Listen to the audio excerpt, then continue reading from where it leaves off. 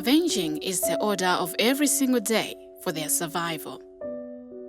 These are street-connected children who have resorted to making a living by begging and robbing unsuspecting citizens, or looting and vandalizing private and public property to make ends meet, among other criminal strategies.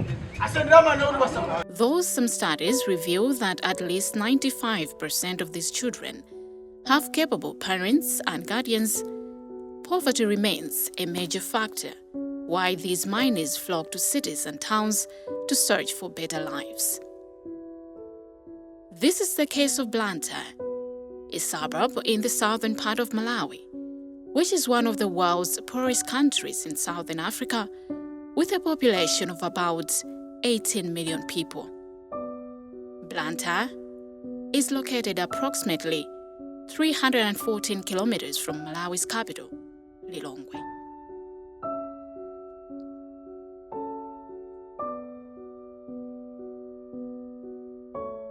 These children either run away from their homes or are sent by parents and guardians to solicit money due to financial hardships that often lead to inadequate care.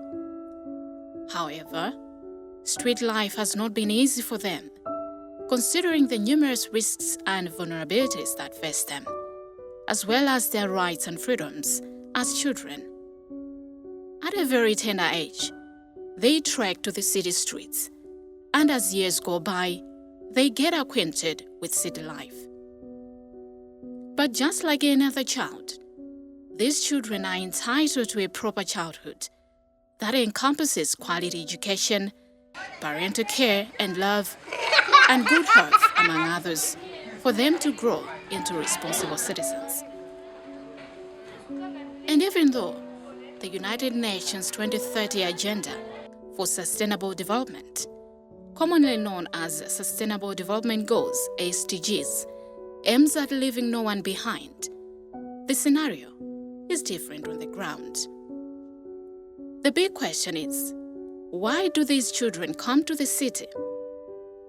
Certificate mazifuna kubwera kunoko ayi koma magamba ndipite timakanitsidwa akuntaya otola okuba achiwembo koma mometera ntilibe chiwembo akupanga anthu ena kusamusanda polisi kwakafika mmuzumu tete gasi mmuzi kwata zimete gasali pachisime kuzinachitika zimeso alikutamangisa ife mbava koma mbava ife sitima uziwa kodi kaya kuti ife okuba tingamike bwanji kupanga mbava omwewo bwasoma omwewo okubanga kalema omwewo kupanga chiwembo kakama omwewo sizingateki kwa vile bwa Mungu mwezo tifitibe mbili imene timazuzika kwati nekuti mukudandaulira kulanda cha kuzuzika vile kwankabili kwati kwa ife nikudandaula kwa mpidandaulo. Financial hardships currently rocking the economies in developing countries like Malawi due to the global impacts of COVID-19 pandemic and other factors have also not spared these children. As a result, these minors have to figure out by themselves how to put food on the table and pay rent in their respective homes at the break of dawn each passing day. With most of them living in child-headed families, they use every opportunity to get money, even if that means stealing from people or physically manhandling their targets. But why do they attack people? This is a story for another day. It's been 15 years since Joshua came to Blantyre in search of a better life. Today, he is the anchor, providing asylum for many children who have decided to come to the city. He says currently, he is sheltering over 10 teenagers under his care. In Joshua's view, if many well-wishers intervened and assisted the distressed children with capital to find something else to do, then the problem of street-connected children will be history. anthu free quarters imene ili mtown muno kuti munthu wina akulemba ntchito kuna ndizi kumene kuyendera kuti akulemba ntchito kuti upite kuna kwake sungapange chipongwe chimene chicho chifukwa chani anthu apanga chipongwe chifukwa chani kuti dziko sili kuyenda bwino chifukwa anthu panopa akuba kutani ana maskini chani fana ngati free quarters kuti boma athu imene ili panopa ngona kuti ana maskini kuti apasa chochita kapena aganyuna apasira china chochita boma imene ili sibwezi zimene zonse zikuchitika chifukwa panopa mukuva kuti ena aphedwa chani chifukwa cha vuto ya ndalama. And this is another home where these kids dwell. Their beds are pathetic. Their toilets unhygienic. Above all, they face challenges of each day as it comes. They eat once a day, but sometimes they go on an empty stomach, depending on what they have earned at the end of the day. Munga tukona malo kona mene alili muoneso mipoto chanja zinthu zona kuti zosakwanira muoneso malo amene timakhala anthu okwana folo nyumba imodzi imene zili zosayenera kwapoti tipanga bwanji naona kuti muna chance kuti zitha kupangirana pang'ono kuti muna zikwanisa zosowa zathu chokudya amene timachipezera ife ndiyovuta timata kudya basiku kamozi mazulu kakungochoka mamawa mina masono osadya kanthu bola ja mazulu ngopezeka kuti tingodya kena kake basi kuti moyo uzipitilira nangati panga bwanji.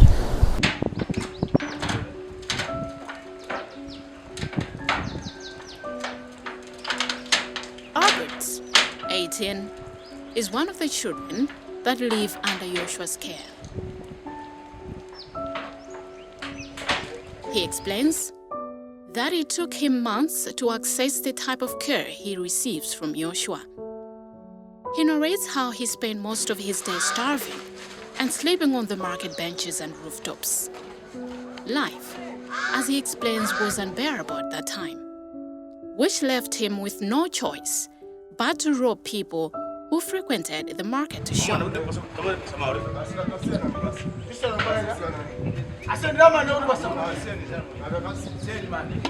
These children, especially Albert, feel the government hardly cares about their welfare amid constant running battles with the police, who regularly chase them for either flouting city bylaws that ban begging or because they pose security threats to ordinary citizens. He claims just because they are poor, they are caught all sorts of names, including thieves and beggars, just to mention but a few. But what happens when these children fall sick? And even worse, when they die while in the streets.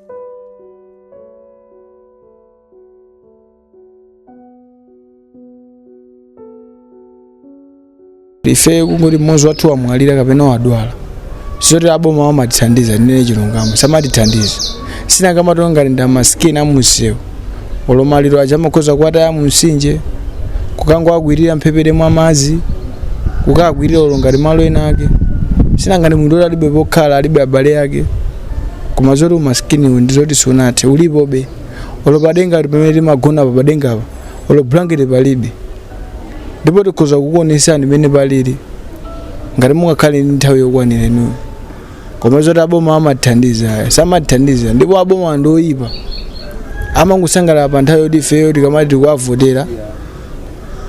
tikavotera mocha akhale mabwana mamilioneya koma kuti aziona umphawi wa anthu ena ake sizimagwirani.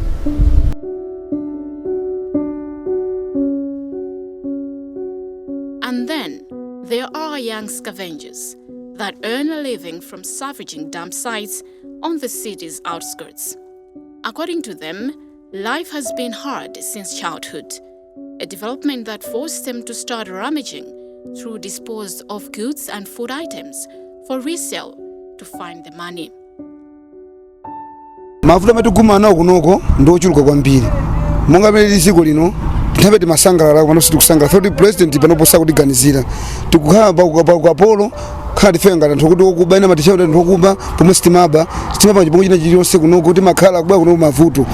Mabanja athu tikapeza tukathuko aja kawani kwaja timakhala tikusangalala monga ife kuti Mulungu tionenamo. Koma chilungamo cheni kuno kuti mabwera ngati mavuto suti mabwera kuti chani yani. This is how they welcome each vehicle that comes to dump items at the site. Putting their own lives at risk is their only way to survive.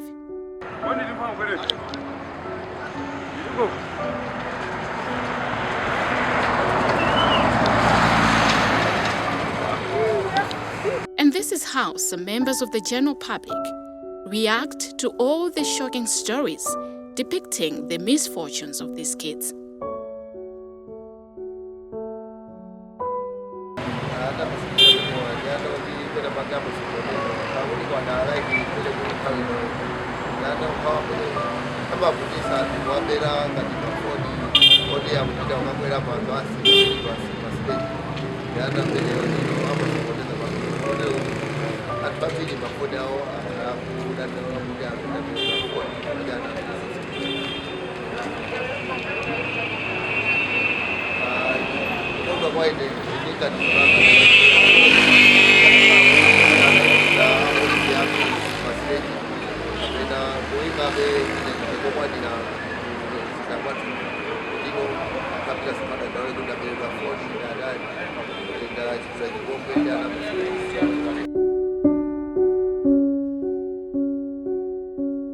Another resident is of the view that only if these street-connected children can be empowered with vocation and technical skills, the battle of removing them from their havens could easily be won.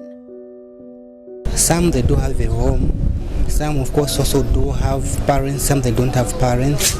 So where they're in the streets, they're there to look for food. Some of them are there to look for money. Some of them, they don't have even a shelter. Their home is just the streets. For them to survive is to have money, is to have food. So being street kids, any means they use for them to survive, for them they just take any means for them to survive, either by stealing, begging, any means which they have. Yeah, so they become a threat to the society. Yeah, the only means that I see as a way of dealing with these street kids is to empower them with education. In the past, we had some street kids that have gone to college. Now they're doing fine. We can apply the same method to the current street kids that we have in our cities by empowering them with education. Some, of course, we can train them with some skills, vocational skills, for those that are older. That one can be one of the means of dealing with these street kids. Otherwise, they would be a threat to the society as they grow. With the ever-increasing numbers of minors in the streets, the government, through the Department of Social Welfare in the Ministry of Gender, Community Development and Social Welfare, has been working tirelessly with other stakeholders to withdraw them.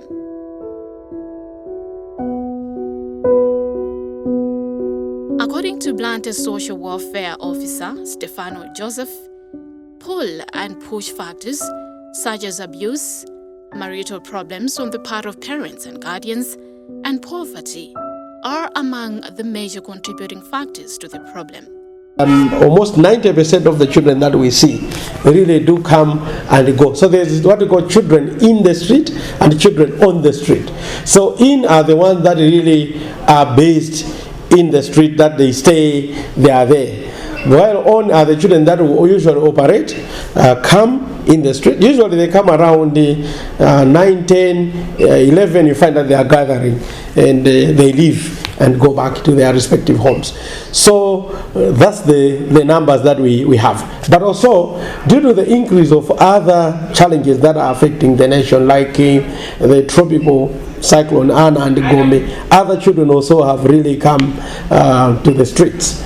So those are the issues that really make also the children to flock to the streets. So he also condemns motorists and individuals who provide arms to these children, saying this is encouraging them to stay in the streets instead of remaining in their homes within the city and in surrounding districts. the children that are moving in the street, as I have said, 90% is not that they don't have a home. No, they are in the streets because in the streets there are people that are giving them jobs, work errands to run. They are giving them money and what have you. Let me emphasize that if we can win a battle where people cannot give anything, then the children will definitely, most of them will not find the street attractive.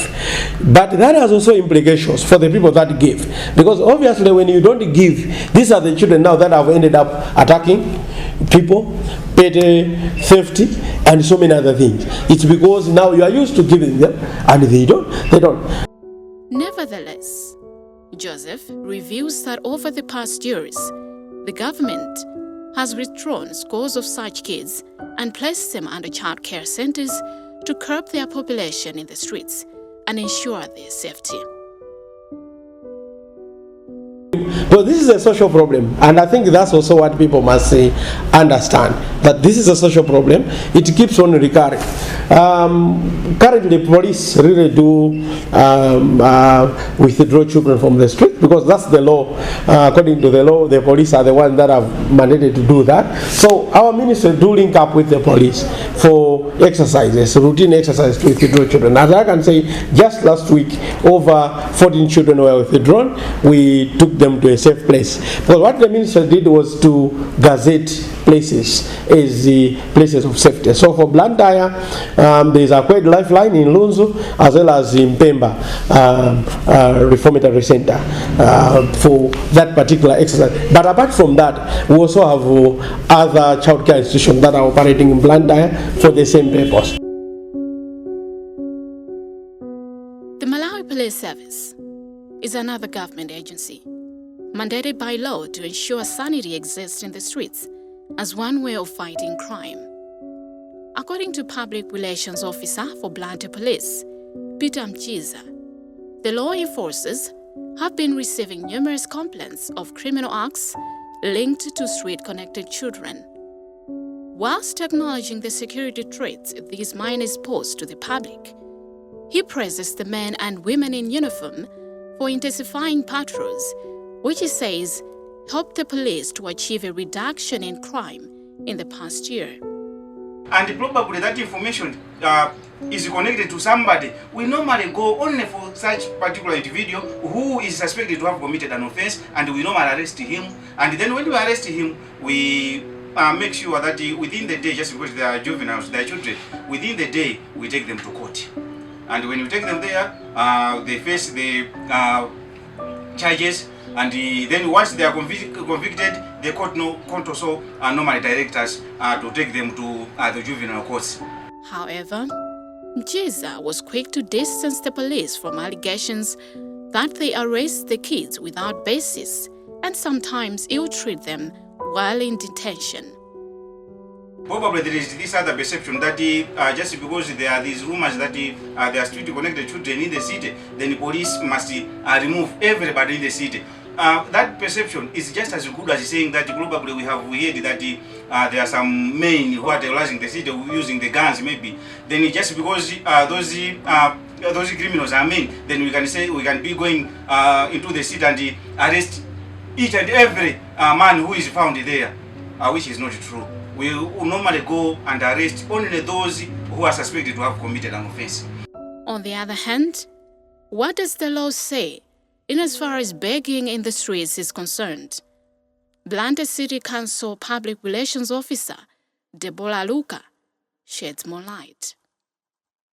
The law says that there shouldn't be any begging in the city, and as a council we don't encourage people to be in the streets to be begging, mostly like street kids. So we have our own strategies that we have put in place to make sure that these malpractices must end. Meanwhile, we are trying to help the street kids because most of them we have find out that they do not have a home. Maybe they are orphans. Some of them they don't have things to keep them busy when they're at home. So we are trying our best to help them so that they shouldn't be in the streets. We are working around the foster homes to make sure that whatever they are lacking, so that they should keep the street kids. We can help them. We can ask the ministry to help us so that maybe they can provide us with other facilities to make sure that the street kids are being taken care of. I would say that so far we have 28 around the city of Blantyre. So we managed to go to the foster homes to just see how they operate and what is it that they have, because we tried some time back to take the street kids out of the streets, maybe to put them in the foster homes, but most of the times we find that when they get there they usually run away from the foster homes. So right now we are trying our best that when we are putting them in those foster homes, they should have all the facilities that those kids, when they go there, they shouldn't run.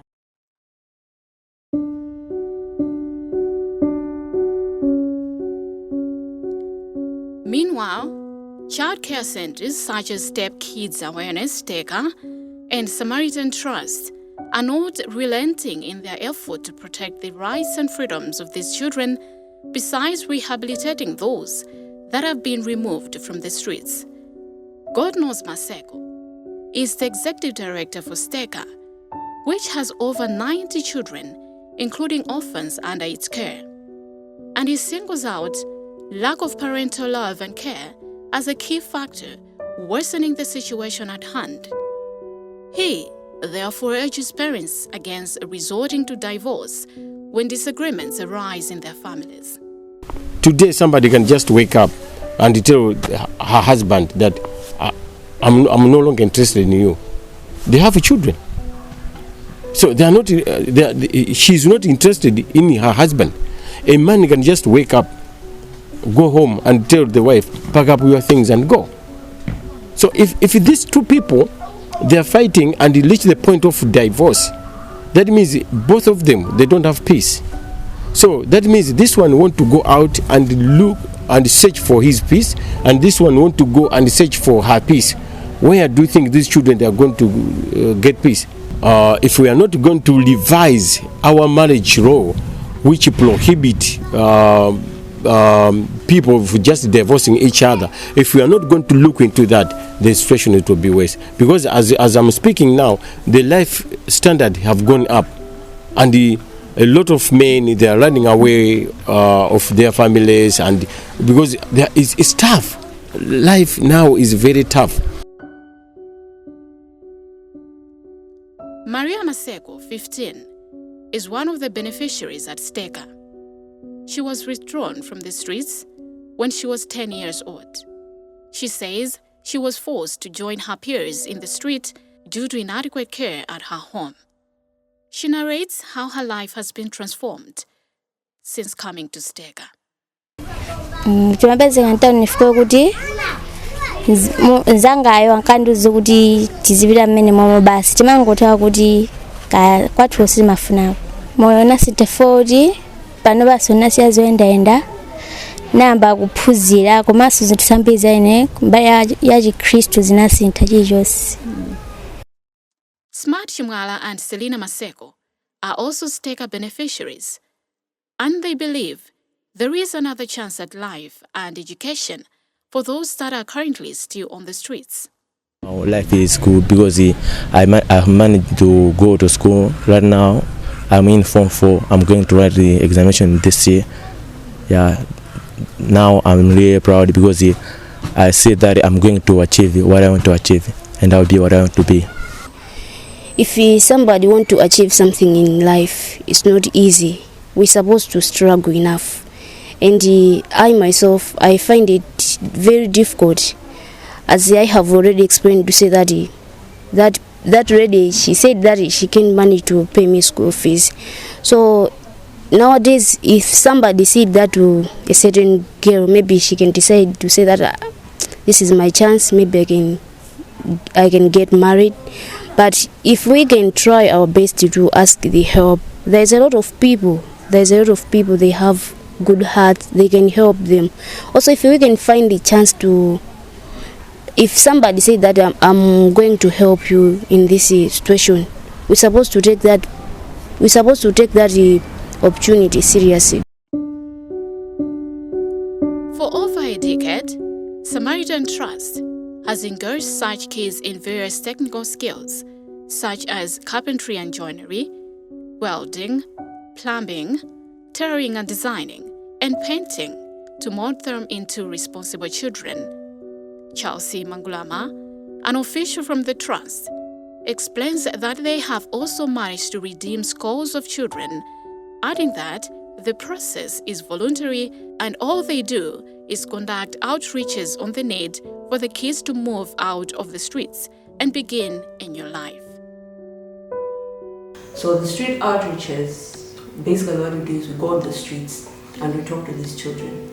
What we ensure is that we don't force them to come to the Samaritan Trust. They need to make the decision on their own to come to Samaritan Trust. So what we do is we just talk to them, tell them the dangers of them being on the streets, how much it would benefit them to come to Samaritan Trust and get an education. We also use community leaders, where these community leaders will be able to identify youth in their communities that are in vulnerable situations so that we can be able to help them and train them in the vocational training programs that we offer. Samaritan Trust was founded in 1993. So from 1993 to today, the numbers are very huge. Those that are very significant that I can remember from now, we have a couple. I'm not really sure of the numbers. I can't mention the number properly.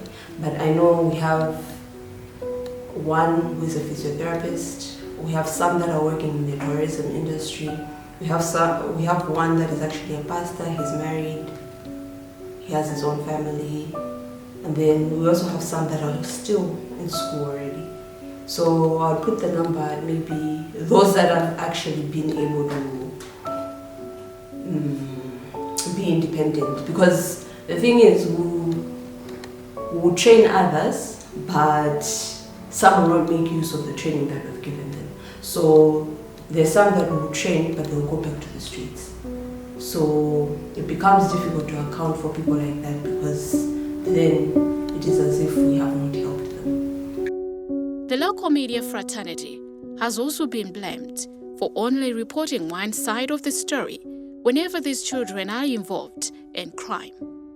Brian Ligomega, Programs Advisor for the Center for Solution Journalism, says journalists can do better by avoiding armchair journalism when trying to cover issues related to street-connected children.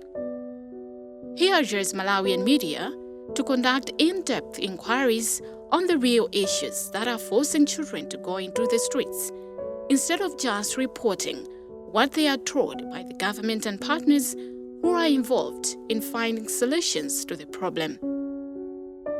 Ligomega further calls upon the government to set up reliable strategies that may assist in integrating these children, such as the provision of social cash transfers to their households.